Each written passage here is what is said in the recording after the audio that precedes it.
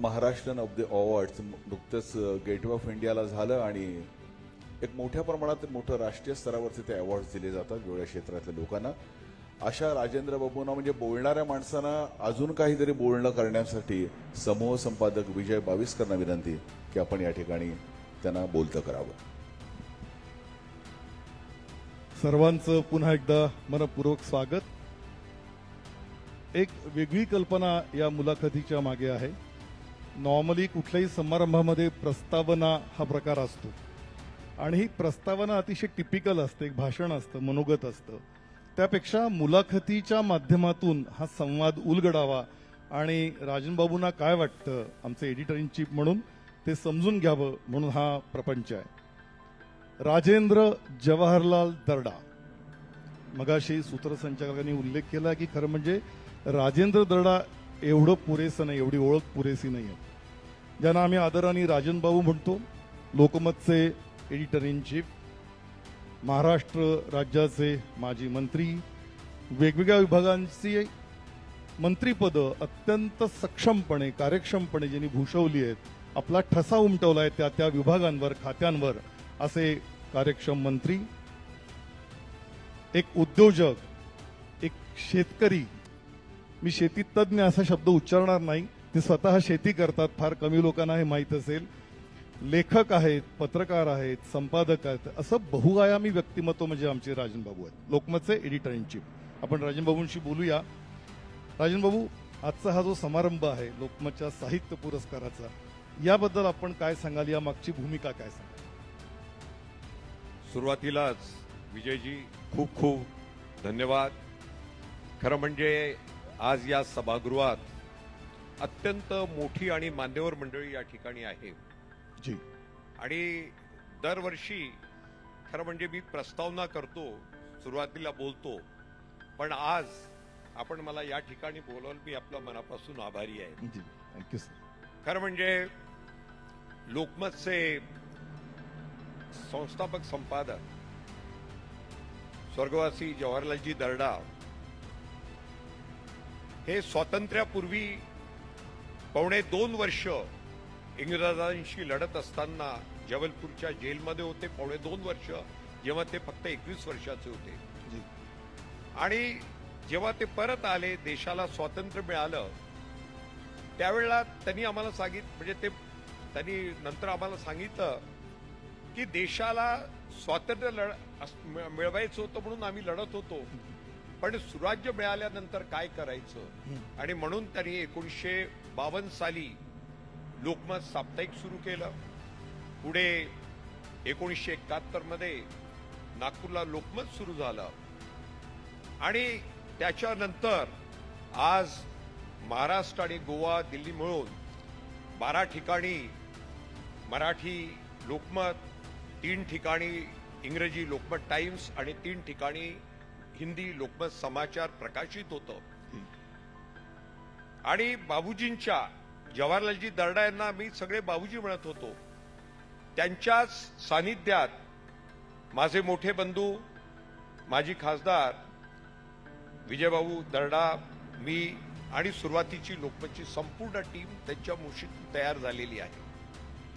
आणि बाबूजी नेहमी म्हणायचे की वाचन संस्कृती वाढली पाहिजे आणि लोकमत सुरू करण्याच्या मागे सुद्धा हाच उद्देश होता. आणि त्यामुळे गेले 7 वर्ष, हे 7वं वर्ष आहे की आपण साहित्य पुरस्कार या ठिकाणी देत आहोत. आणि इतकी मान्यवर मंडळी या ठिकाणी आहे आणि या ठिकाणी सभागृह भरगच्च भरलेलं आहे. हेच दाखवतं की वाचन संस्कृती जिवंत आहे. जी, खरंय. आपण म्हणालात सर, सभागृहामध्ये मान्यवर आहेत, कुमार केतकरजी आहेत, सहस्त्रबुद्धेजी आहेत, स्वतः माजगावकरजी आहेत, त्यांचे सगळे सहकारी आहे. या सभागृहाचं आणखी एक वैशिष्ट्य आहे राजनभाऊ, इथे 3 सचिन आहेत. सचिन खेडेकर आहेत, सचिन गोस्वामी आहेत आणि सचिन मोटे आहेत. एक सचिन क्रीडांगणावर धावांचा पाऊस कसा पाडतो आपण सगळ्यांनी वर्षानुवर्ष बघितलंय. इथे वाक्यांचा, विधानांचा, विचारांचा हा पाऊस मगाशी थोड्या वेळाने पडणार आहे जेव्हा हे सगळे आपलं मनोगत व्यक्त करतील. सर, आपण लोकमतचा प्रवास अतिशय थोडक्यात सांगितला, आदरणीय बाबूजींची, श्रद्धेय बाबूजींचा उल्लेख केला. लोकमत वर्षानुवर्ष महाराष्ट्रामध्ये प्रथम क्रमांकावर आहे. लोकमतच्या यशाचं नेमकं गमक काय ते आम्हाला ऐकायला आवडेल. विजयजी, लोकमतला कोणतंही यश हे सोन्याच्या ताटात काही मिळालेलं नाहीये. प्रत्येक ठिकाणी त्या ठिकाणी स्पर्धा झाली, परिश्रम सगळ्यांनी घेतलं आणि याचं संपूर्ण जे श्रेय आहे हे लोकमतच्या टीमला आहे. त्या सांघिक. पण एक गोष्ट तुम्हाला सांगतो, या ठिकाणी सन्माननीय केतकर साहेब या ठिकाणी आहेत आणि ते सुद्धा 2001, 2002 या काळामध्ये लोकमतचे एडिटर इन चीफ होते. बाबूजींची कल्पना ही होती की आपल्याला वृत्तपत्र सुरू करत असताना ज्यांना नाव आहे अशी टीम तयार करू नका, तर त्यापेक्षा ज्यांना काही आयुष्यात करायचं आहे अशा तरुणांची टीम जमवा. आणि त्यामुळे मला एका गोष्टीचा आनंद आहे की विजय बाविस्कर, आपण जळगावला कोणतंही आपल्याकडे पार्श्वभूमी नव्हती, कपड्याचं दुकान होतं. चक्रधर दळवी हा हिंगोलीमध्ये फक्त बीकॉम झालेला होता. जगदीश पिंगळे बीडमध्ये होता. राजा माने बार्शी होता. अतुल कुलकर्णी हा लातूरमध्ये कॉलेजमध्ये शिकत होता. ज्यांच्यामध्ये लिखाण करण्याची इच्छा होती अशा सगळ्यांना लोकमतनी जमा केलं, त्यांना प्रशिक्षित केलं. त्यांच्याकडे कोणतीही डिग्री नव्हती, परंतु काम करण्याची इच्छा होती, ती धमक होती आणि त्यामुळेच त्यांच्या भरोशावर लोकमतनी आज नंबर 1 आपला नंबर आजही सांभाळून ठेवलेला आहे. जी, थँक्यू सर. राजेंद्र भाऊ, आणखी समजून घ्यायला आम्हाला असं आवडेल की लोकमत वर्षानुवर्ष पहिल्या क्रमांकाचं दैनिक आहे. आपण सांगितलं की संघर्ष आहे, हे काही सहज नाही, सोन्याच्या ताटात आलेलं ते यश नाही आहे. हे सगळं करत असताना असं वेगळं नेमकं काय लोकमतचं वेगळेपण आहे की ज्याच्यामुळे वर्षानुवर्ष लोकमत नंबर 1 राहिला, सर्वार्थाने नंबर 1 राहिला. केवळ खपाना नाही, परसेप्शन नाही, विश्वासार्हते नाही, त्याच्या गुणवत्तेने. त्या मागचं नेमकं गमक काय आणि त्यामागची नेमकी प्रेरणा काय, स्वतःचं स्थान निर्माण करण्यात आणि अबाधित ठेवण्यात. लोकमतनी नेहमी एक गोष्ट पाहिली की वृत्तपत्रात बातमी ही ताजी असली पाहिजे. विजय, मी एक आपल्याला 50 वर्ष मागे घेऊन जातो. त्यावेळेला काय असायचं की बातमी कशी यायची, तर टपालानी जे जिल्हा प्रतिनिधी, जे जिल्ह्यातून लिहिणारे असायचे वार्ताहर, ते टपालानी पत्र पाठवायचे. लोकमतनी आल्यानंतर, म्हणजे मी आपल्याला 1971 ची गोष्ट सांगतो, ज्यावेळेला आम्ही आलो आणि त्यावेळेला आपण प्रत्येक गावातून जी बस यायची त्याच्या कंडक्टरला 10 रुपये द्यायचे आणि त्या ठिकाणचा माझा व्यक्ती बातम्यांचं पाकिट द्यायचं आणि नागपूरला आम्ही ते पाकिट तिथे उतरवत होतो. त्यामुळे थोडी गती आली. पण लक्षात आलं याच्याने काही होणार नाही. मग फॅक्स आलं, पण फॅक्सच्या नंतरही फॅक्स आणि रात्री फार झालं तर अर्जंट टेलिफोन लावा, एखादी बातमी आपल्याला मिळेल. आणि त्यामुळे लोकमतनी 2 तासासाठी टेलिप्रिंटरची लीज लाईन त्या काळात घेतली, 2 तासासाठी फक्त. आणि त्यामुळे बातमी गतिमान झाली, ताज्या बातम्या या ठिकाणी येऊ लागल्या. पण हे सगळं होत असताना एक गोष्ट लक्षात आली की वृत्तपत्रात आशय महत्वाचा आहे, तंत्रज्ञानाच्या दृष्टीने ते प्रगत असलं पाहिजे आणि सगळ्यात महत्वाचं त्या ठिकाणी जे काम करणारे होते त्यांनी कोणतेही तास बघता कामा नये. आणि त्यामुळे लोकमतला फायदा झाला. पण त्याच्यात सगळ्यात महत्वाची गोष्ट अशी आहे, लोकमतनी स्वतःला बदलत ठेवलं आहे.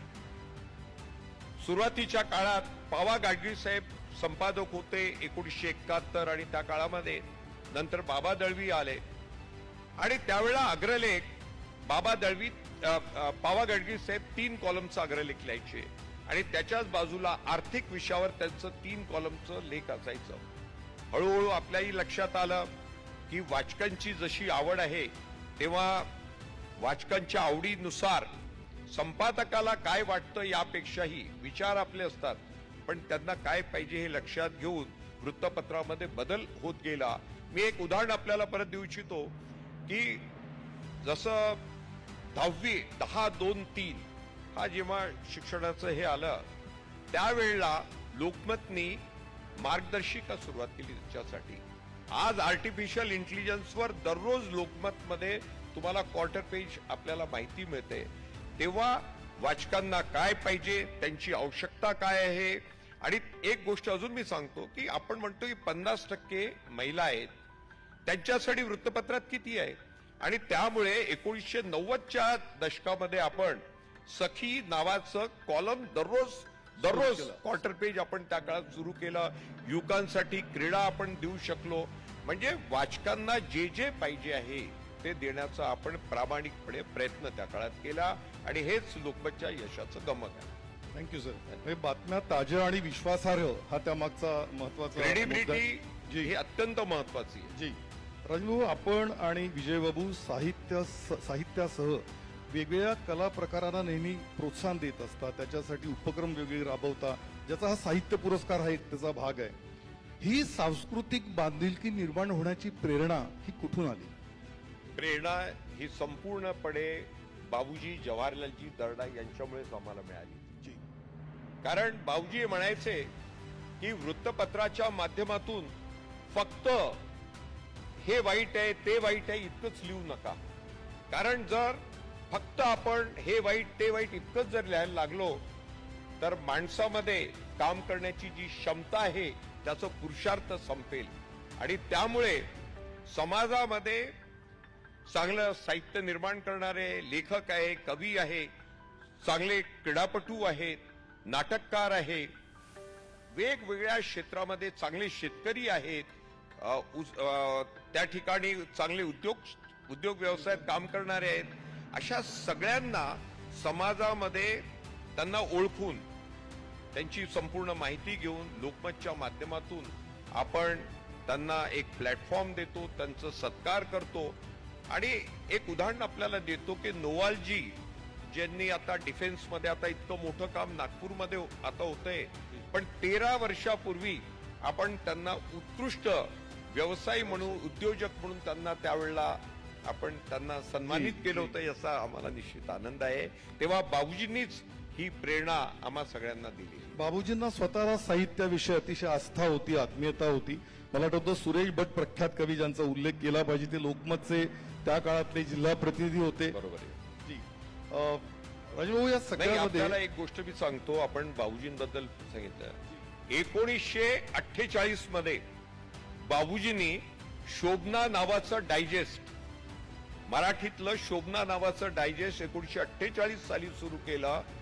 आणि मी 1950चं कव्हर पाहिलेलं आहे. त्याच्यावर कार्टुनिस्ट म्हणून स्वर्गवासी बाळासाहेब ठाकरे यांचं नाव आहे, कव्हरवर त्यांचं नाव आहे. अशी ती टीम होती त्या काळातली. जी सर, मला आठवतं साहित्याविषयीची आस्था बाबूजींचा उल्लेख झाला म्हणून मी नाशिकला संपादक असताना कुसुमाग्रजांकडे म्हणजे विभा शिरवाडकरांकडे जेव्हा जेव्हा भेटायला जायचो तेव्हा आवर्जून ते बाबूजींची म्हणजे जवाहरलालजी दर्डा यांची आठवण करायचे. ते सांगायचे की विजय, तुम्हाला माहित नाही, जवाहरलालजी तरुण असताना माझ्याकडे यायचे, नाशिकला यायचे आणि कशासाठी तर लोकमतच्या दिवाळी अंकासाठी कविता घ्यायला स्वतः बाबूजी नाशिकला कुसुमाग्रजांकडे जायचे. ही जी आस्था त्यांच्यामध्ये संपादक असताना, मालक असताना त्यांना आत्मीयता होती साहित्याबद्दल, तो त्याच प्रसंग. वेळेला बाबूजींनी दिवाळी अंक 1952 सुरू केलं आणि उत्तम साहित्यकार त्याच्यामध्ये भाग घ्यायचे. बाबूजी लिहायला जेव्हा बसायचे एक टाकी लिहायचे. आणि बाबूजींना जर तुम्ही विचारलं की माखनलाल चतुर्वेदी म्हणजे अशा कविता ते आम्हाला ऐकवायचे त्या काळामध्ये. माखनलालजी चतुर्वेदी, निराला, नीरज, तुकडोजी महाराज, म्हणजे बाबूजींचं ते फार साहित्याचं वाचन स्वतः त्यांचं प्रचंड होतं. वाचन होतं. त्यामुळे आपल्यावर आणि विजयवंतवर तो संस्कार दिसून आलाय. राजभाऊ, आपण अनेक पुस्तकं लिहिली आहेत. त्यातलं पहिलं पुस्तक झुंबर. त्या झुंबरच्या निर्मितीविषयी आम्हाला सांगा. विजय असं आहे की यवतमाळच्या जिल्हा परिषद मराठी शाळेतून मी माझं 11वी पास झालो आणि उत्तम माझे गुण असल्यामुळे मला मुंबईच्या JJ मध्ये मला प्रवेश मिळाला. 3 वर्ष मी प्रिंटिंग टेक्नॉलॉजी त्या ठिकाणी केली आणि त्या काळात शक्य नव्हतं की परदेशात जाऊन शिकणं. पण मला स्कॉलरशिप मिळाली लंडन कॉलेज ऑफ प्रिंटिंगची आणि ग्राफिक आर्ट्समध्ये 2 वर्ष मला त्या ठिकाणी शिकता आलं. पण शिकत असताना मला फक्त 44 पाऊंड महिन्याला यायचे. त्या काळात एका पाऊंडचा दर होता 11.5 रुपये, म्हणजे 500 रुपयाच्या जवळपास महिन्याला मला यायचं. आणि त्यामुळे शनिवार रविवार नोकरी करायची, स्कॉलरशिप टिकून ठेवण्यासाठी भरपूर काम करायचं. पण हे सगळं करत असताना मी 2 महिने जे सुट्टीचे मला मिळायचे, कारण मी एकदा इंग्लंडला गेल्यानंतर मी परतलो ते 2.25 वर्षांनंतरच, आणि जे काही पैसा माझ्याकडे जमा व्हायचा त्याच्यातून जग फिरण्याचा मी प्रयत्न केला, युरोप, अमेरिका. आणि हे सगळं करत असताना किंवा इंग्लंडमधले किंवा लंडनमधले माझे जे काही अनुभव होते, आणि त्यावेळेला माझं वय होतं 20 वर्ष. आणि आपण तिथे जॉब करून पैसे मिळवत होतो. पैसे मिळवले त्या काळात. आणि जे काही शिक्षण करताना ज्या काही मला अडचणी आल्या त्या काळात, त्या ठिकाणी आपण नाव ऐकलं असेल आजीबाई बनारसे. आजीबाई बनारसे या त्या काळात लंडनला होत्या, आणि कधीतरी 15 दिवसातून एकदा तिथे जायचं आणि गरम गरम पोळी त्या ठिकाणी खायला आम्हाला मिळायची. पण हे सगळे जे माझे अनुभव होते, हे सगळे अनुभव 22 वर्ष, माझं वय त्यावेळेला 22 होतं जवळपास, मी परतलो त्यावेळेला. आणि झुंबर नावाचं ते पहिलं माझं पुस्तक त्यावेळेला प्रकाशित झालं. त्यानंतर झुंबरच्या नंतर 2012 मध्ये व्हायब्रंट बिगनेट म्हणून मी शिक्षण मंत्री असताना लंडनला प्रकाशित झालं. त्याच्यानंतर 2020 मध्ये माझी भिंत हे माझं तिसरं पुस्तक होतं. टाइमलाईन आता टाइमलाईन येतंय. अजून पुढचं पुस्तक काही नियोजन बघूया. इथे माजगावकर साहेब आहे, इतकी मोठी मंडळी असताना आपण लिहिलेल्या एका पुस्तकाबद्दल न बोललेलं बरं त्या ठिकाणी. लेखनासोबतच आपलं वाचन सुरू आहे, आणि त्या वाचनाला आपण कसा वेळ देता आणि किती वेळ देता? आपलं वाचनाचं टाइम टेबल कसं असतं? रात्री आपल्याला मग कल्पना आहे की वर्षानुवर्ष मी रात्री 1 वाजता झोपतो.